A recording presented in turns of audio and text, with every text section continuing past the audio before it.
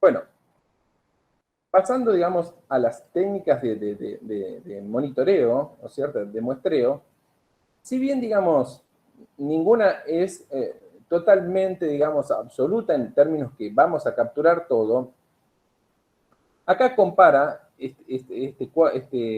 trabajo que hicieron en Oliveros, compara que dice, esto es absoluto, paño vertical, paño horizontal y red de arrastre. No sé si alguna vez alguno ha usado uno u otro, o ha tenido la posibilidad de conocerlas todas, ¿no? En Estados Unidos, por ejemplo, la misma red de arrastre que se utiliza para monitorear alfalfa, se utiliza para monitorear chinches en soja, pero es la que menor eficiencia de captura tiene, y ellos lo saben, pero por lo tanto adecúan los niveles de captura en función de esa pérdida que ellos ya saben producto de utilizar esa metodología. El paño horizontal implica poner un paño en el entresurco, solamente, que es un paño, puede ser una tela o un cartón, y golpear las dos hileras contiguas, y por lo tanto después dividir por dos porque estoy teniendo 2 metros lineales, ¿no? El paño horizontal es el que seguramente ya le han enseñado, que es el producto de esta foto, implica uno posicionarse detrás de la hilera en la cual va a muestrear y golpear las plantas de manera enérgica, y que una vez que pegan en el paño, acá hay un colector y determinar, digamos, qué densidad, o sea, qué especie y qué densidad. Y el absoluto es que ellos, bueno, se tomaron el trabajo de minuciosamente de, en 1 metro cuadrado, por ejemplo, sacar todas las plantas sin que haya alguna pérdida. Si hay alguna pérdida de alguna chinche porque se vuela, la cuantifican y ver, digamos, para comparar con los distintos métodos.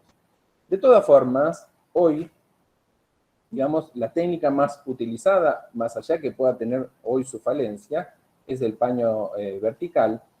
Y otra cosa que hay que tener en cuenta en lo que es el muestreo de chinches son los horarios de muestreo.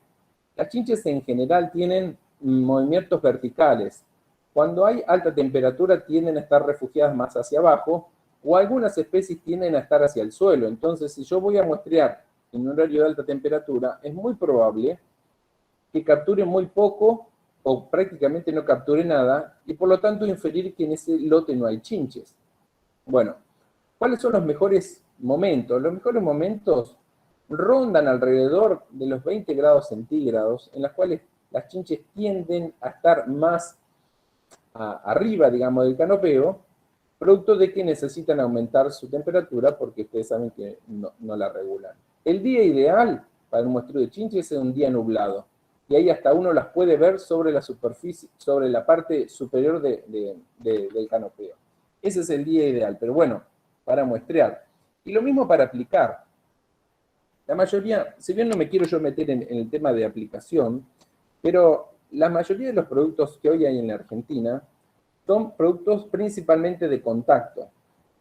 ¿Qué implica esto? Que el mayor efecto que produce la mortalidad de las chinches es el tocar, con esas gotitas que tienen insecticida, tocar las chinches. Más allá que puede haber un efecto de contaminación que se llama contaminación tarsal, que es después de que uno aplica, se contamina a través de las patas con parte del insecticida que no se incorporó en la hoja. Y la última parte en la cual puede incorporar una chinche a algo de insecticida es lo que es la ingestión. Por eso muchos productos hoy que están en el mercado mezclan, digamos, productos de contacto con productos que son sistémicos, que eventualmente puedan aportar algo de sinergismo a la mezcla. Por eso es todo otro gran desarrollo, digamos, en el tema del desarrollo de insecticidas. Yo este año, bueno, ya hace unos años, pero este año ya presenté los resultados. A ver, antes de meterme en ese tema, sí. Hice un convenio con CASAFE. Ustedes sabrán que es CASAFE, que es la Cámara de Sanidad y Fertilizantes de la Argentina, en la cual nuclea casi todas las empresas de agroquímicos, para determinar lo que se llama la DL50, o sea, la dosis letal 50, la cual yo mato, la dosis letal a la cual mato el 50% de una población de un determinado lugar. ¿Para qué sirve esto de hacer una DL50 para un insecticida? Por un lado, para yo comparar si en distintas zonas geográficas del país esa DL50 es igual. ¿Qué quiere decir esto? Que si hay un problema de reclamo, por ejemplo, o de que determinados controles no funcionen en un determinado lugar, saber si eso es producto de que hay un proceso de evolución de la resistencia en una determinada zona o no. Entonces, eso puede estar ocurriendo. Y por otro lado, seguir con este trabajo en el tiempo, uno puede ver si en el tiempo hay una evolución del desarrollo de el nivel de tolerancia a un insecticida o no, ¿no? O sea, por darles una referencia, en el 2015, pero no había problema de control de chinches y empieza a haber problemas en el 2021. Yo comparo las DL50 de las dos. Si me da igual, quiere decir que quizás haya ahí un problema de aplicación. O si me da distinto, haya un problema de evolución, digamos, de la resistencia, digamos, de esas chinches en el tiempo. ¿Por qué? Porque estamos haciendo prácticamente lo mismo, porque la gama de productos o la paleta de productos es prácticamente muy similar. Y entonces, ese proceso de evolución es un proceso natural y cuando mayor es la presión de selección, mayor es la evolución, digamos, de ese desarrollo de resistencia. Esto es lo que les comentaba yo en un momento, digamos, de los tipos de distribución que seguramente Gerardo ya se los ha comentado en sí, de los tipos de distribución de los insectos. El más común o el más típico es el primero, el de distribución agregada. A veces, cuando las densidades poblacionales de una determinada plaga son altas, o sea, en la medida que va aumentando, digamos, tienden algunas plagas a tener un desarrollo, una distribución uniforme. Pero en la generalidad, por ejemplo, los gusanos blancos, las chinches en sí, tienen esta distribución agregada. Entonces, si uno toma un punto de muestreo y hace pocos puntos de muestreo, ¿no es cierto?, va a caer en una determinada zona en la cual decir, bueno, esta plaga no está presente. Por eso, es importante también saber qué tipo de distribución tiene una plaga para no correr en errores de subdimensionamiento, digamos, de la situación.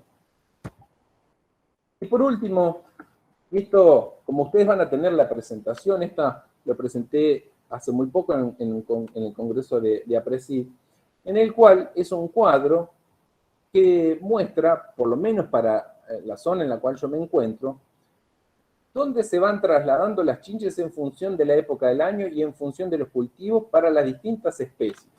Vamos con la primera, Mesara. Mesara, digamos, tiende a estar, digamos, en los meses de invierno. ¿En dónde? Ustedes la van a encontrar en las cortezas de las plantas, principalmente, por ejemplo, de eucalipto, las pueden ver. Sí, en un lote de alfalfa, en los pueblos, que es motivo de consulta todos los años, lleno de consultas. Este año hay más chinches, ¿por qué, ingeniero, más chinches o menos chinches en los pueblos? Bueno, ya la van a tener esa consulta. En rastrojos de maíz, pero no es una chinche que tiende a permanecer en el lote en el cual se cosechó si era un lote de soja, Mesara.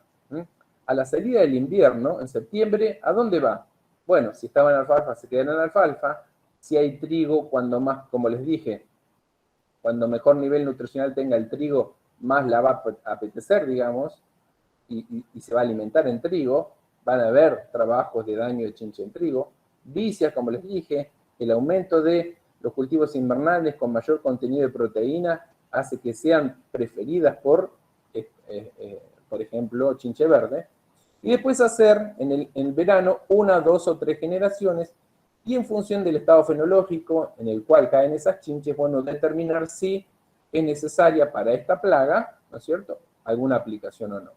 También, digamos, es problemática en llenado de granos en girasol para aquellas zonas más girasoleras, puede ser algunas zonas de Córdoba, pero principalmente en lo que es provincia de Buenos Aires, en el norte de Santa Fe, que se hace girasol, o norte de La Pampa. Ahora, el Pseudotrus gildini, chinche de la alfalfa, esta sí permanece, digamos, en el lote, principalmente en todo lo que son las leguminosas de invierno. Esta no tiende a irse, por ejemplo, al pueblo, ¿no es cierto? No son atraídas por esa fuente de luz que constituyen los pueblos y por lo tanto refugiarse, digamos, en cada hueco donde encuentre. No, esta permanece en el campo y trata de hacer, mientras que tenga alfalfa, Si estamos más en una zona alfalfera, por eso cuando yo les hablaba de los niveles de estudio, que uno puede hacerlo a nivel de lote, por ejemplo, decir que en la zona de Villa María o en la zona de Rafaela hay más piezodorus, sí, hay más piezodorus porque hay más alfalfa, ¿no? Entonces ese es un estudio más macro, entonces es un ambiente que lo favorece, y mientras tenga alfalfa, va a estar en alfalfa, o eventualmente, digamos, hacer una, dos o tres generaciones en soja. Y a pasar por lo último, digamos, que quizás vamos a hacer un desarrollo mañana, que es la chinche de los cuernos, diquelo.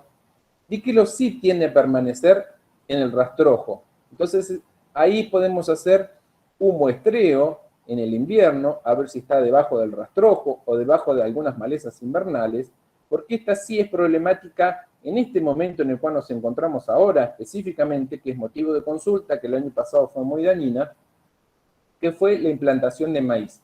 Pero sí, esto es producto de que muchos no monitorearon esos lotes que seguramente venían de soja. Entonces, soja, permanecieron durante todo el invierno, sale del invierno, necesita alimentarse porque perdió todas sus reservas, prefiere maíz, y nosotros hemos publicado algunos trabajos de cuantificación del daño de diquelos, o sea, chinche de los cuernos en maíz, ¿no es cierto? En esta época también la podemos ver en trigo o en vicia. Y después volverla a ver en alfalfa o en soja, aunque en soja no es de las especies, como les intenté mostrar anteriormente, de las más importantes, no solamente porque no desarrolla grandes densidades poblacionales en soja, sino porque tampoco es la más dañina en cuanto a lo que es su daño específico sobre los granos, en lo que es su picadura o la proliferación de alguna enfermedad. Así se puede ver, por ejemplo, en el invierno, ahora ya no, porque ya estamos saliendo, escondida. Este es un trabajo que hicimos hace muy poquito de rolado, como el efecto de rolado, o sea, el efecto mecánico, las aplastó, y por lo tanto una bici que tenía altos niveles poblacionales de chinche, después de un rolado, digamos, bajó de manera sustancial. Bueno, esto es lo que se puede ver de acá a unos días, ¿no es cierto? En trigos espigados, infestaciones de chinches haciendo daño en trigo. Y en trigo no solamente ahora se están haciendo algunos estudios, no solamente por la pérdida, digamos, de lo que puede ser pérdida de grano o rendimiento por granos más chicos, sino que la inyección de esa saliva tóxica pueda determinar alguna alteración de las proteínas del trigo y por lo tanto producir problemas que esas proteínas, no, que son las específicas de generar el levantamiento, digamos, de las migas en sí, bueno, traiga aparejado algún problema en ese aspecto.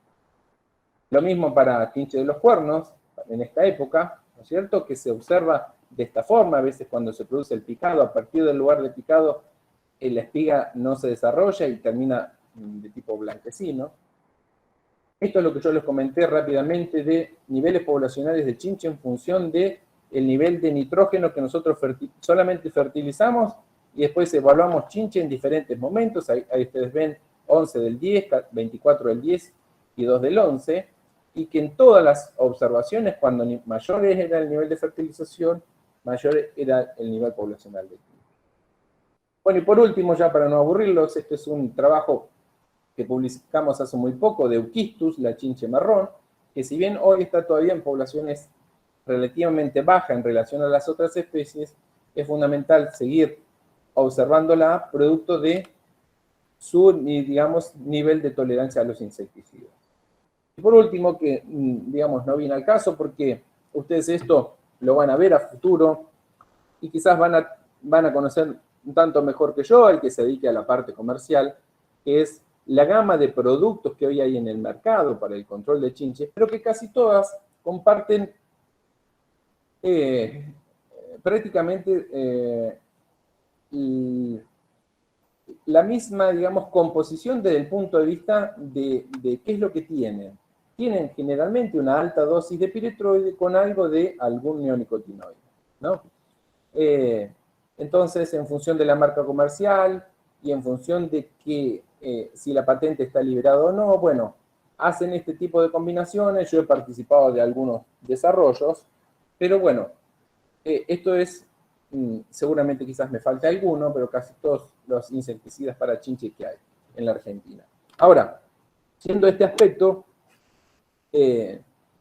sí es una cosa que está ocurriendo hoy en día, es el cuestionamiento de los neonicotinoides, principalmente por los apicultores. Entonces, hace muy poquito SENASA ha prohibido determinados insecticidas de uso. O sea, cuando se prohíbe un insecticida se da un tiempo en el cual las empresas liquiden sus stocks y por lo tanto a partir de determinado momento ya se prohíbe el uso. Bueno,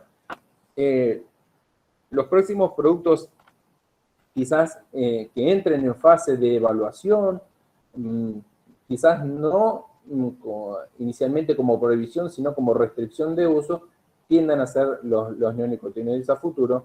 Y por eso mismo tendrá la industria que desarrollar otras herramientas para el manejo de chinches y que no sea este tipo de mezclas que estamos viendo acá. Por eso, cuando empezó la charla, les dije que hay muchas empresas que están interesadas en el desarrollo de feromonas para el manejo de chinches, o las empresas semilleras de el uso o la generación de variedades, ¿no es cierto?, que sean tolerantes al daño de chinches. Bueno, eso es quizás lo que se viene a futuro, producto de los problemas que hoy se están avisorando que pueden llegar a ocurrir.